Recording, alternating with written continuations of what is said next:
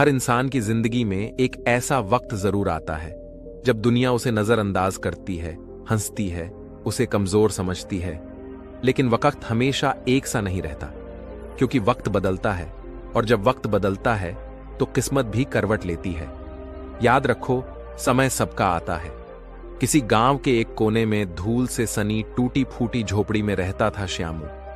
एक 20 साल का सीधा साधा लड़का, ना कोई बड़ा सपना, ना कोई बड़ा इरादा, बस एक ही ख्वाहिश, 2 वक्त की रोटी।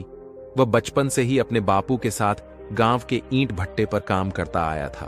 बापू अब इस दुनिया में नहीं थे, लेकिन उनका बोझ, उनकी जिम्मेदारियां अब श्याम के कंधों पर थीं। सुबह 4 बजे उठकर वह एक टीन के मग में मुंह धोता, सूखे रोटी का एक निवाला मुंह में डालता और फिर नंगे पैर ही भट्टे की ओर निकल पड़ता। भट्टा उसके लिए रोजगार नहीं, जिंदगी की डोर था। ईंटें बनाना कोई आसान काम नहीं था। मिट्टी लानी, उसे गूंथना, सांचे में ढालना, फिर धूप में सुखाना और फिर भट्टी में पकाना, यह काम खून पसीने का सौदा था। पर श्यामू को किसी शिकायत की आदत नहीं थी। वो बस चुपचाप करता रहता। भट्टे पर कई मजदूर थे, कई उससे उम्र में बड़े, लेकिन कोई वैसा ईमानदार नहीं था जैसा श्यामू था। चाह बाकी मजदूर काम के बीच सुस्ता लेते, बीड़ी फूंकते या छुट्टी मार जाते, श्यामू तब भी मिट्टी ढो रहा होता। उस दिन आसमान सुबह से ही खफा था। बादल घुमड़ रहे थे और हवा में नमी थी। भट्टे पर सब मजदूरों ने अंदाजा लगा लिया था कि बारिश पड़ेगी। दोपहर होते होते सब धीरे धीरे खिसकने लगे। कोई कहता बीवी बुला रही है, कोई कहता बच्चा बीमार है। श्यामू वहीं बैठा सोचता रहा, इतनी ईंटें खुली पड़ी हैं, अगर भीग गई तो सब बर्बाद हो जाएगा। वो जानता था यह ईंटें जितनी मेहनत से बनी हैं, अगर इन पर पानी पड़ गया तो सब मिट्टी में मिल जाएगा। शाम होते होते बारिश शुरू हो गई, और वही हुआ जिसका डर था, मूसलाधार बारिश। आंधी आई, बिजली कड़कने लगी। पूरा भट्टा वीरान था, पर श्यामू वहीं था, अकेला।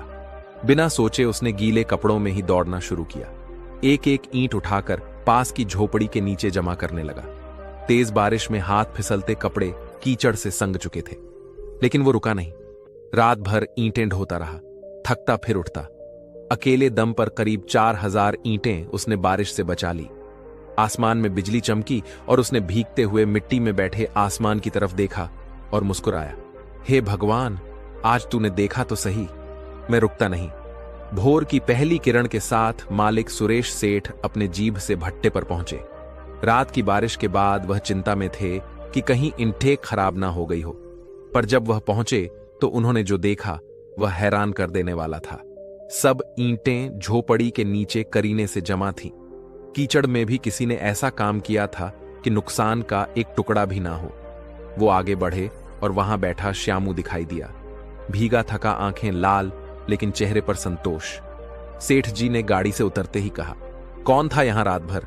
श्यामू धीरे से बोला, मैं ही था सेठ जी। सेठ जी ने जैसे यकीन नहीं किया, बाकी मजदूर कहां गए थे? पता नहीं साहब, सब चले गए थे। मैंने सोचा अगर यह ईंटें भीग गई तो नुकसान होगा। शेख जी का दिल भर आया। बेटा, तुमने जो किया है ऐसा कोई नहीं करता। तुमने मेरे लाखों बचा दिए। तुम सच्चे और वफादार हो। उन्होंने जेब से कुछ रुपए निकाले, श्यामू के हाथ में रखे और कहा, बेटा तू क्या करना चाहता है जिंदगी में? श्यामू थोड़ा सा पकाया बोला, सेठ जी, मैं तो बस चाहता हूं कि 2 वक्त की रोटी मिल जाए। पर अगर आपने पूछा है तो एक बात कहूं, मैं भी आप जैसा बनना चाहता हूं, कुछ सीखना चाहता हूं। सेठ जी मुस्कुराए, बेटा, अगर तेरे जैसा मेहनती इंसान कुछ ठान ले तो उसे कोई नहीं रोक सकता। आज से तू मेरा खास पास आदमी है। जो सीखना है मुझसे सीख। यह भट्टा अब तेरा भी है। श्यामू की आंखें भर आईं। वो पहली बार किसी ने उसकी मेहनत को इतनी इज्जत दी थी। उस दिन के बाद से श्यामू ने केवल काम नहीं किया, उसने सीखना शुरू किया। वो अब ध्यान देने लगा कि किस मिट्टी से ईंट मजबूत बनती है, भट्टियों का तापमान कितना होना चाहिए, ईंट की सफाई कैसे हो। सब कुछ जब व्यापारी भट्टे पर आते, श्यामू उनके सवालों का जवाब देने लगा। पहले वह मजदूर था, अब वह कारीगर बन रहा था। धीरे धीरे ज्ञान उसका हथियार बनता गया। सुबह से शाम तक वह न सिर्फ ईंटें बनाता, बल्कि ध्यान से सेठ के हर काम को देखता। व्यापारियों से बात करना, माल भेजना, गाड़ी बुक करवाना, रेट तय करना, मिट्टी मंगवाना, सब कुछ। जो बाकी मजदूर सिर्फ काम के घंटे गिनते, श्यामू काम के मतलब समझने लगा था। धीरे धीरे भट्टे पर व्यापारी जब आते तो सेठ को छोड़कर श्यामू से बात करने लगे, क्योंकि श्यामू उनके सवालों का जवाब सीधा, सच्चा और समझदारी से देता। वो कोई दिखावा नहीं करता था, बस ईमानदारी से बोलता, यह ईंट इतनी पक्की है, ये वाला माल कल तक रेडी होगा, और जो कहता पूरा करता। कुछ ही महीनों में श्यामू का नाम व्यापारियों की जुबान पर आने लगा। सेठ सुरेश को पहले तो खुशी हुई कि लड़का मेहनती है, पर जब उसने देखा कि व्यापारी उससे ज्यादा श्यामू की तारीफ करने लगे हैं, तो उसके दिल में कसक शुरू हो गई। कहीं यह लड़का इतना आगे ना बढ़ जाए कि मेरा नाम ही मिटा दे। यह डर सेठ को रात भर सोने नहीं देता था। अब वो श्यामू की हर हरकत पर नजर रखने लगा। अगर श्यामू किसी व्यापारी से हंसकर बात करता तो सेठ को लगता यह मुझे धोखा दे रहा है। एक दिन भट्टे पर सेठ का एक खास आदमी बोला, सेठ जी, सुना है श्यामू अब खुद भी सौदे करने लगा है, पता नहीं किसी और व्यापारी से हाथ मिला लिया हो। बस यही बात सेठ के दिमाग में जहर की तरह उतर गई। कुछ दिन बाद जब श्यामू रोज की तरह भट्टे पर पहुंचा तो सेठ ने उसे बुलाया, चेहरा गुस्से से लाए। श्यामू, तू अब यहां नहीं आएगा, तुझे काम से निकाला जाता है। श्यामू को एक पल को यकीन ही नहीं हुआ। उसने कुछ कहने की कोशिश की। सेठ जी, मैंने कुछ गलती की क्या? गलती तुझे अब ज्यादा समझ आने लगा है। तू अपने मतलब के लिए लोगों से बात करता है, मेरे काम में दखल देता है।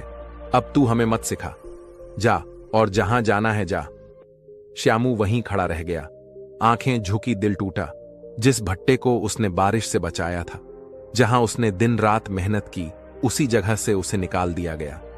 अब श्यामू फिर वही बन चुका था, एक बेरोजगार नौजवान जो गांव की गलियों में चुपचाप चलता है।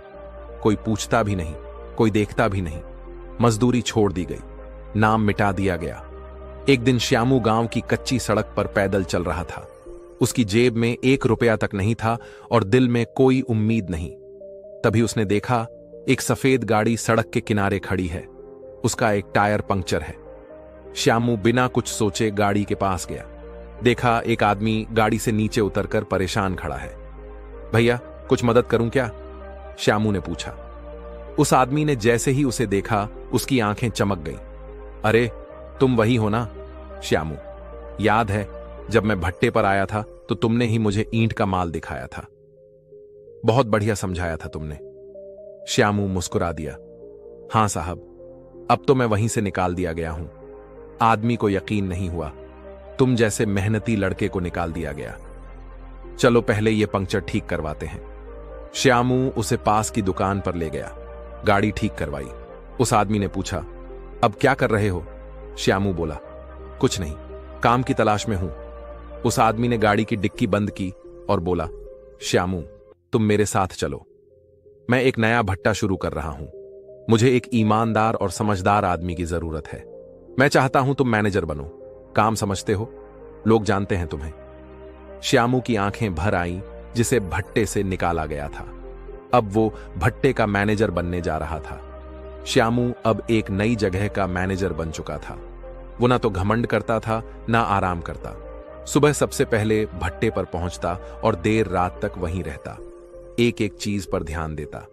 ईंट की मिट्टी कैसी हो, पानी कितना हो, तापमान कितना रखा जाए, कितनी ईंट एक साथ पकनी चाहिए। लोग उसकी लगन देखकर चकित थे। मजदूर उसे मालिक जैसा नहीं, अपना साथी मानते थे, क्योंकि वह उनके साथ खड़ा रहता, बराबरी से बात करता। श्यामू का काम देखकर एक एक कर पुराने व्यापारी फिर से आने लगे। कहते, वही ईंट चाहिए जो श्यामू बनवाता है। धीरे धीरे भट्टा चल निकला। महीने के अंदर सारे खर्च निकलने लगे और मुनाफा भी आने लगा। जिस आदमी ने श्यामू को काम दिया था, वो बहुत खुश हुआ। एक दिन उसने श्यामू को अपने घर बुलाया और कहा, तू सिर्फ मैनेजर नहीं है श्यामू, अब इस भट्टे का 30% मालिक भी है। श्यामू की आंखें भर आईं, पर उसने कुछ नहीं कहा, बस हाथ जोड़कर बोला, धन्यवाद साहब। कई महीने बीत गए। एक दिन श्यामू अपने भट्टे पर बैठा था, कुर्ता पजामा पहने, साफ सुथरा, माथे पर टीका और आंखों में आत्मविश्वास। तभी एक पुराना चेहरा भट्टे पर आया, वही सेठ सुरेश, जिसने कभी उसे नौकरी से निकाल दिया था। वो किसी व्यापारी के साथ आया था माल देखने। पर जब उसने श्यामू को कुर्सी पर बैठे देखा तो हक्का बक्का रह गया। श्यामू, तुम, उसकी आवाज कांप रही थी। श्यामू धीरे से मुस्कुराया। हाँ सेठ जी, मैं ही हूं। आपका भट्टा छोड़ा तो था, पर मेहनत नहीं छोड़ी थी। सेठ की आंखें झुक गईं। उसके पास कहने को कुछ नहीं था। माफ कर दो बेटा, मैंने तुम्हें गलत समझा था। श्यामू ने सिर झुकाकर कहा। सेठ जी, जो भी होता है अच्छे के लिए ही होता है। अगर आप मुझे ना निकालते तो शायद मैं कभी यहां तक नहीं पहुंचता। दोनों की आंखें भर आईं। श्यामू अब गांव में प्रेरणा का नाम बन चुका था, जिसे लोग अनपढ़ और गरीब समझते थे। आज वही ईमानदारी और मेहनत की मिसाल बन गया था। कभी जो लड़का 2 वक्त की रोटी के लिए तरसता था, आज सैकड़ों लोगों को रोजगार दे रहा था। दोस्तों, समय सबका आता है, बस उस समय तक हार नहीं माननी चाहिए। साथ ही कभी खुद को छोटा मत समझो, भले ही हालात मुश्किल हों, सपने ना हो या रास्ते धुंधले हों। अगर आपके अंदर ईमानदारी, मेहनत और लगन है तो वक्त जरूर बदलेगा। श्यामू जैसे लोग हमें सिखाते हैं कि असली पहचान कपड़ों या पढ़ाई से नहीं, बल्कि कर्म और नियत से बनती है। जीवन में जब सब दरवाजे बंद लगे, तब भी अपने कर्म का दरवाजा खुला रखो, क्योंकि समय सबका आता है।